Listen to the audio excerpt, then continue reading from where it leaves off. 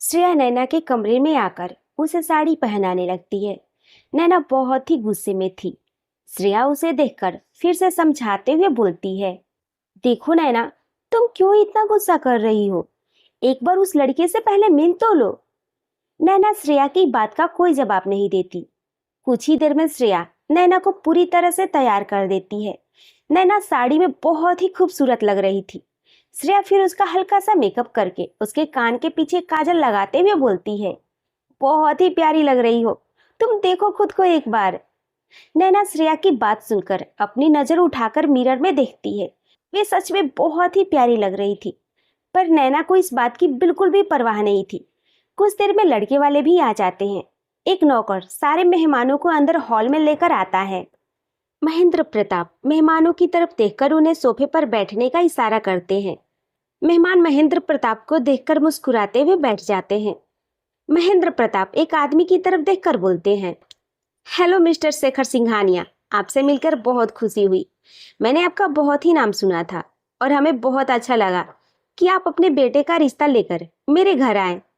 शेखर सिंघानिया मुस्कुराकर बोलते हैं, हमने भी आपका बहुत ही नाम सुना है महेंद्र प्रताप सिंह जी, और हमें भी बहुत ही खुशी हो रही है आपके घर की बेटी से रिश्ता जोड़कर। वैसे ये मेरी पत्नी संध्या सिंघानिया है और ये मेरा बेटा श्लोक सिंघानिया।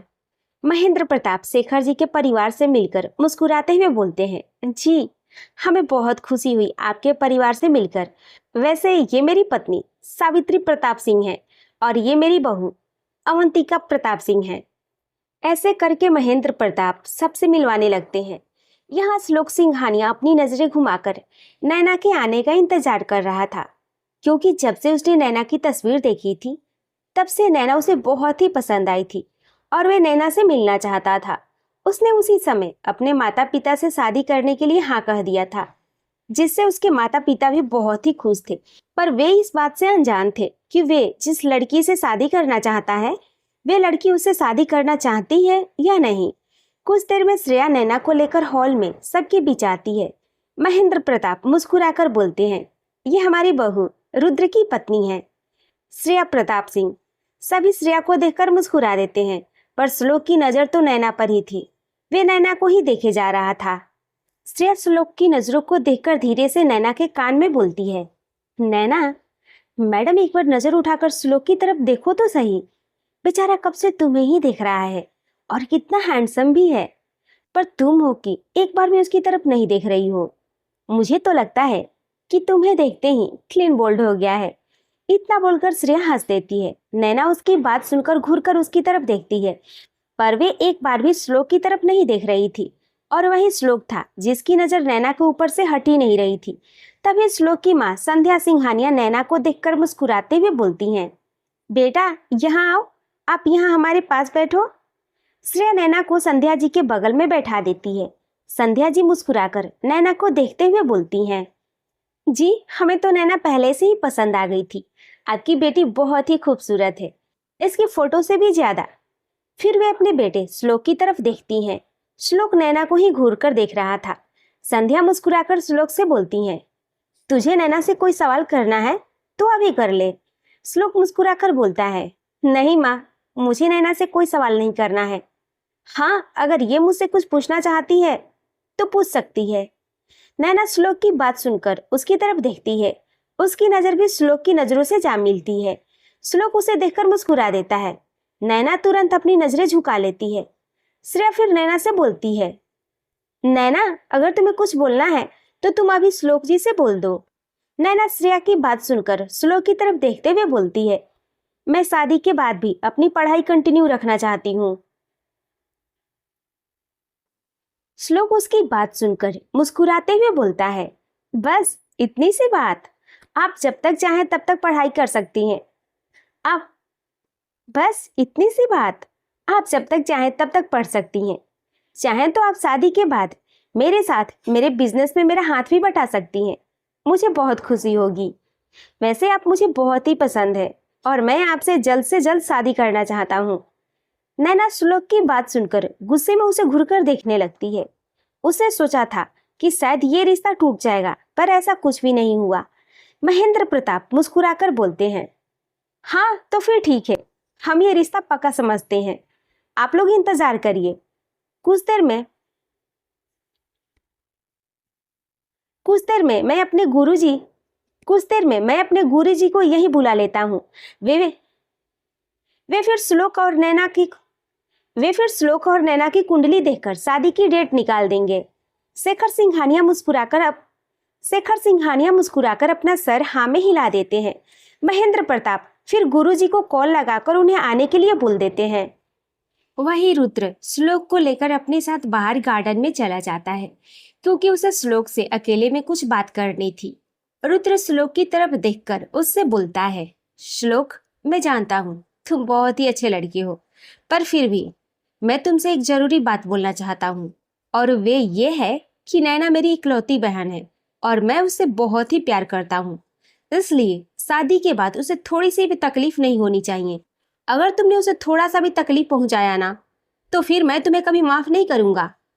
श्लोक रुद्र की धमकी सुनकर मुस्कुराते हुए बोलता है, रुद्र भैया, आप चिंता मत कीजिए, आपकी बहन को मैं अपने घर की रानी बनाकर रखूंगा। उसे बिल्कुल भी कोई तकलीफ नहीं होगी, और ये मेरा वादा है आपसे।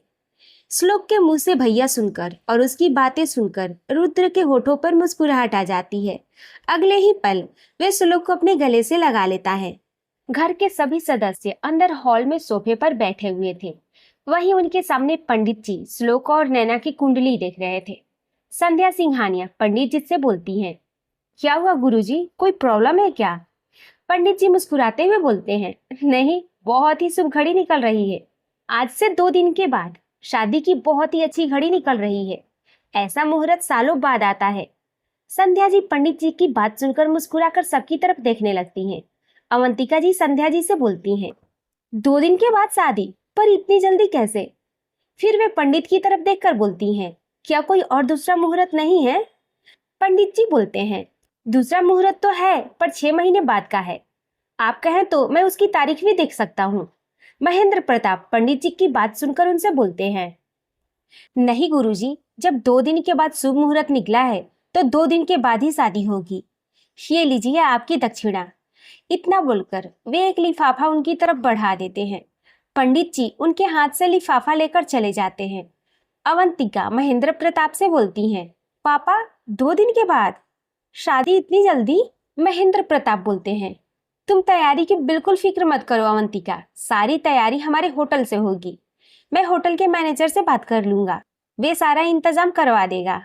तुम चिंता मत करो, सगाई कल होगी और 2 दिन के बाद शादी होगी।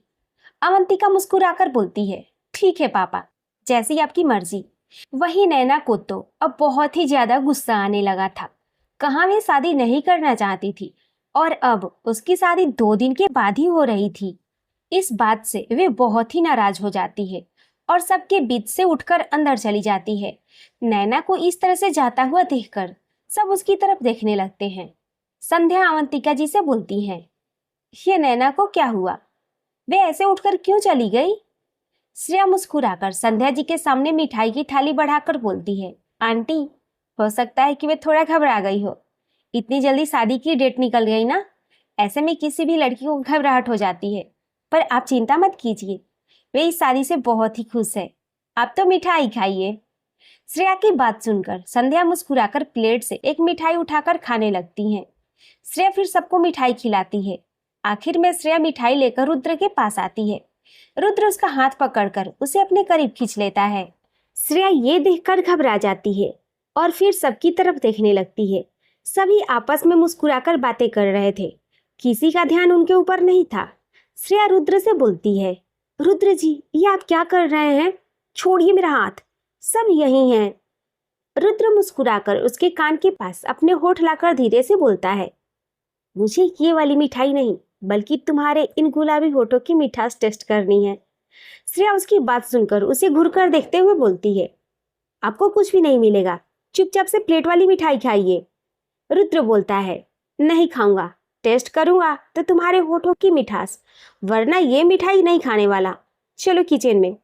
श्रेया नाम में अपना सर हिला देती है। रुद्र ये देखकर उसका हाथ पकड़कर सबकी तरफ देखते हुए बोलता है, आप सब सिर्फ मिठाई से ही अपना मुंह क्यों मीठा कर रहे हैं? मैं आप सबके लिए ठंडी आइसक्रीम लेकर आता हूँ। चलो श्रेया, सबके लिए आइसक्रीम लेकर आते हैं। बाहर कितनी गर्मी है ना, आइसक्रीम खाकर सबको अच्छा लगेगा। चलो मेरी मदद करो। इतना बोलकर वे उसे किचन की तरफ ले जाने लगता है। बेचारी श्रेया कुछ बोल नहीं पा रही थी और ना ही उसे रोक पा रही थी। रुद्र श्रेया को किचन में लाकर उसे फ्रिज से लगा देता है और फिर अपने होठ उसके होठों के करीब लाने लगता है, पर श्रेया जल्दी से अपने होठों को अपने हाथों से ढक लेती है। रुद्र ये देखकर रुक जाता है, क्योंकि वे जबरदस्ती उसे किस नहीं करना चाहता था। श्रेया भी अपने होठों को अपने हाथों से ढककर उसे देख रही थी। रुद्र उसे देखते हुए बोलता है, अपना हाथ हटाओ। श्रेया ना में अपना सर हिलाकर बोलती है, नहीं। रुद्र बोलता है, ठीक है, फिर मैं भी देखता हूँ कि तुम कब तक अपने होठों को ऐसे ढक कर रखती हो। जब तक तुम मुझे किस नहीं करने दोगी तब तक मैं तुम्हें यहाँ से जाने नहीं दूंगा। श्रेया उसे देखने लगती है। रुद्र भी उसकी आंखों में देख रहा था। वे उसके दोनों तरफ अपने हाथ करके खड़ा था और श्रेया उसके हाथों के बीच में थी। वे चाहकर भी वहां से जा नहीं सकती थी। करीब 5 मिनट बीत जाता है, पर अभी भी दोनों एक दूसरे को वैसे ही देखे जा रहे थे। तभी बाहर से अवंतिका जी की आवाज आती है, श्रेया बेटा कहाँ रह गई? जल्दी से आइसक्रीम लाओ, फिर श्लोक और उसके परिवार को घर भी जाना है। श्रेया अवंतिका जी की बात सुनकर फिर से रुद्र की तरफ देखती है और उसे रिक्वेस्ट करते हुए बोलती है, रुद्र जी मुझे जाने दीजिए ना। रुद्र अपने नाम में सर हिला देता है। श्रेया उसे आंखें दिखाकर बोलती है, आप ना बहुत जिद्दी हैं। रुद्र बोलता है, जिद्दी तो तुम भी हो, वरना अपना हाथ हटा लेती, पर तुम अपना हाथ हटा नहीं रही हो, तो मैं भी तुम्हें नहीं छोड़ने वाला। श्रेया उसकी बात सुनकर अपने हाथ अपने होठों से हटा लेती है। रुद्र ये देखकर मुस्कुरा देता है। वे फिर अपने होठ उसके होठों पर रखकर उसके होठों पर किस करने लगता है। श्रेया भी अपनी आंखें बंद कर लेती है और उसके बालों में अपने हाथ घुमाने लगती है। कुछ देर किस करने के बाद रुद्र उसके होठों से अलग होता है। श्रेया फिर जल्दी से फ्रिज से आइसक्रीम निकालकर बाहर की तरफ चली जाती है। रुद्र भी थोड़ी देर के बाद बाहर आकर सबके बीच बैठ जाता है। सगाई का दिन। आज नैना की सगाई होने वाली थी, पर उससे वे खुश नहीं थी। वहीं 2 लड़कियां उसे तैयार कर रही थी, पर नैना के चेहरे पर कोई भी खुशी नहीं थी। वे ये शादी करना नहीं चाहती थी, पर महेंद्र प्रताप के कहने से वे इस शादी के लिए मानी थी। कुछ देर के बाद श्रेया तैयार होकर नैना के कमरे में उसे देखने के लिए आती है, पर उसे नैना के चेहरे पर कोई भी भाव नजर नहीं आ रहे थे। कुछ देर के बाद वे दोनों लड़कियां नैना को पूरी तरह से तैयार करके श्रेया से बोलती है, मैडम ये पूरी तरह से तैयार हो चुकी हैं, अब हम जाएं?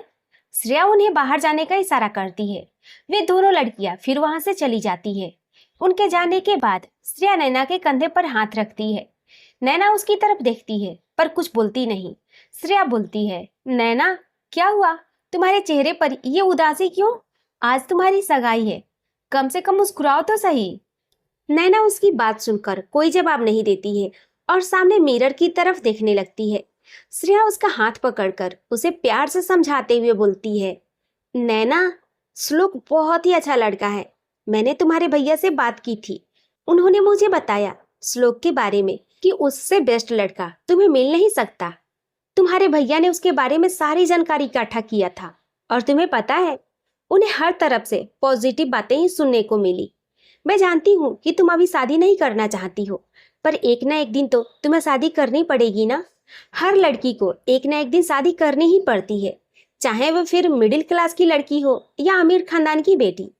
नैना श्रेया की बात सुनकर उसकी तरफ देखते हुए बोलती है, भाभी ऐसा नहीं है कि मैं शादी नहीं करना चाहती, मैं भी शादी करना चाहती हूँ, पर इतनी जल्दी क्या है? दादाजी ने तो मुझे बिल्कुल भी समय नहीं दिया। मुझे भी समय चाहिए था श्लोक को जानने के लिए, पर किसी ने भी मेरी बात नहीं सुनी। मेरी एक गलती की इतनी बड़ी सजा दी जा रही है मुझे। उस रौनक ने बुरा किया तो उसकी सजा मुझे क्यों मिल रही है? मैंने तो उससे प्यार किया था ना। पर नहीं, दादाजी को तो मेरी ही गलती नजर आती है, इसलिए तो वे इतनी जल्दी मेरी शादी किसी और के साथ करवा रहे हैं। श्रेया नैना की बात सुनकर मुस्कुराते हुए अपना एक हाथ उसके गाल पर रखकर प्यार से बोलती है, तुम्हें पता है नैना, जब मेरी शादी तुम्हारे भैया के साथ हुई थी ना, तो मैंने तो तुम्हारे भैया को देखा भी नहीं था। मैं तो अपनी दोस्त को उस शादी से बचाने के लिए गई थी और उल्टा मैं उसी शादी में फंस गई। गलती से तुम्हारे भैया की शादी मेरे साथ हो गई। मैं तो उनके साथ रहना भी नहीं चाहती थी। उनसे नफरत करती थी, लेकिन तुम्हारे भैया ने मुझे खुद से कभी दूर नहीं जाने दिया। उन्होंने अपनी पूरी कोशिश की थी मेरे करीब आने की, मुझे हमेशा कंफर्टेबल फील करवाते थे। उन्होंने ऐसा कोई भी काम नहीं किया जिससे मुझे तकलीफ पहुंचे। वे हर कोशिश करते थे जिससे मेरे दिल में उनके लिए प्यार जागे। और अब देखो, मैं तुम्हारे भैया से बहुत ही प्यार करती हूँ। अब उनके बिना रहने के बारे में मैं एक पल भी सोच नहीं सकती।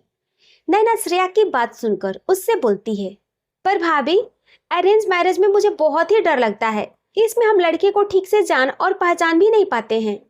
श्रेया उसकी बात सुनकर मुस्कुराते हुए बोलती है, नहीं, ऐसा नहीं है कि अरेंज मैरिज बुरा होता है। अरेंज मैरिज भी बहुत अच्छा होता है। तुम्हें मालूम है, जब तुम्हारे भैया ने श्लोक से बात की तो पता है उन्होंने श्लोक से क्या कहा? उन्होंने श्लोक को धमकी दिया कि अगर श्लोक ने शादी के बाद तुम्हें थोड़ा सा भी तकलीफ पहुंचाया तो तुम्हारे भैया उसे छोड़ेंगे नहीं। इतना सुनने के बाद भी श्लोक के होठों पर मुस्कुराहट थी और उसने तुम्हारे भैया से कहा कि वह तुम्हें रानी बनाकर रखेगा। इसलिए नैना, मेरी बात ध्यान से सुनो। जरूरी नहीं कि शादी के पहले ही प्यार हो, शादी के बाद भी प्यार हो सकता है, जैसे मुझे हुआ। देखना, तुम्हें भी एक दिन श्लोक से जरूर प्यार होगा। और श्लोक की आंखों में मैंने तुम्हारे लिए प्यार देखा है। वे उस रौनक से तो कई गुना ज्यादा अच्छा है। तुम उसके साथ पूरी जिंदगी खुश रहोगी। इसलिए अब ज्यादा मत सोचो और मुस्कुराकर बाहर चलो मेरे साथ। सारे मेहमान आ चुके हैं और सब तुम्हें ही बुला रहे हैं। और श्लोक तो 10 बार तुम्हारे बारे में पूछ चुका है मुझसे। नैना श्रेया की बात सुनकर धीरे से मुस्कुरा देती है। श्रेया फिर उसका हाथ पकड़कर उसे खड़ा करती है और अपने आंखों से काजल निकालकर उसके कान के पीछे लगाते हुए बोलती है, ऐसे ही मुस्कुराती रहो, और कुछ नहीं चाहिए। नैना फिर श्रेया के गले लगकर बोलती है, भाभी, आप सच में बहुत अच्छी हैं और भैया बहुत लकी हैं जो उन्हें आप मिली।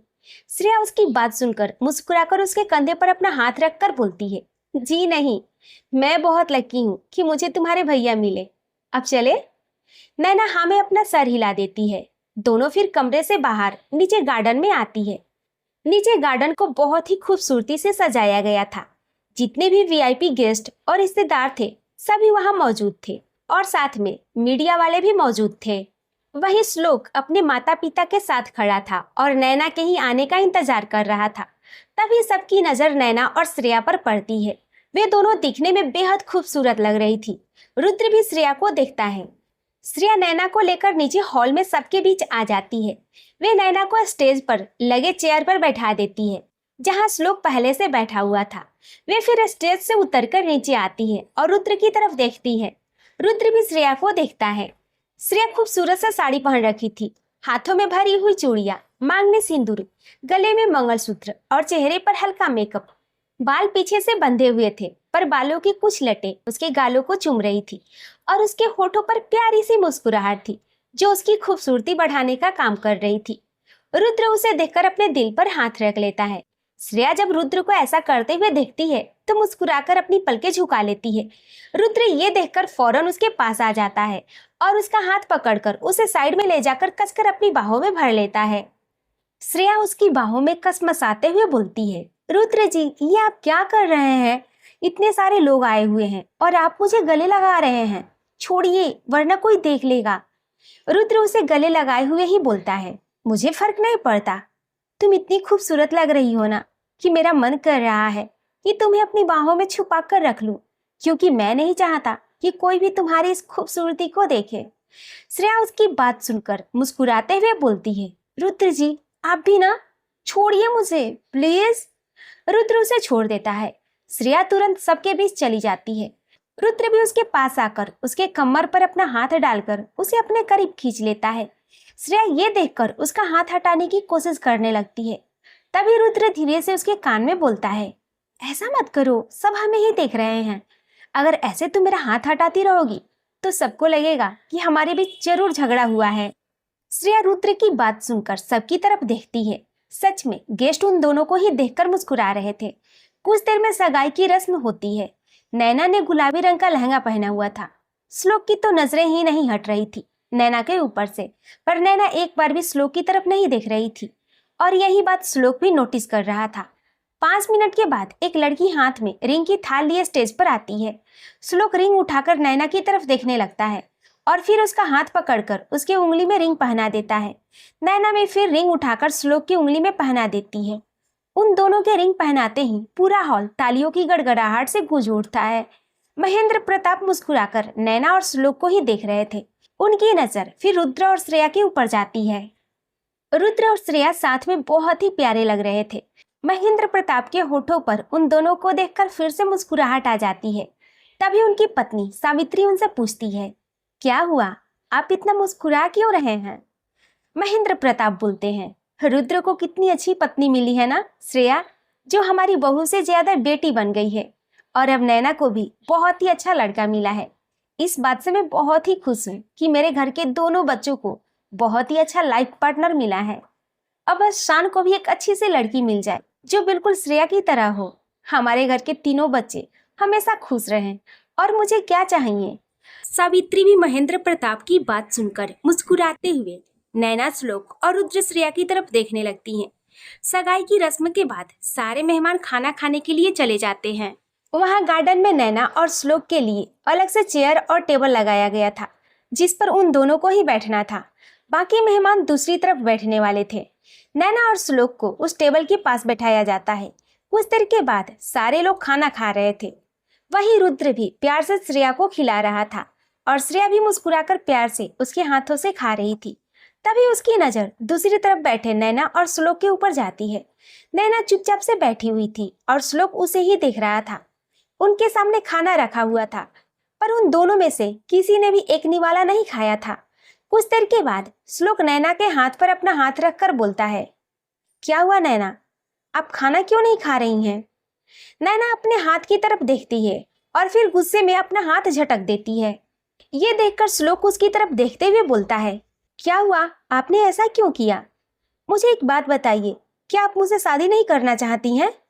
नैना श्लोक का सवाल सुनकर अपने दादाजी की तरफ देखती है, जो कि वहीं साइड में बैठकर खाना खा रहे थे और साथ में नैना का पूरा परिवार भी मौजूद था।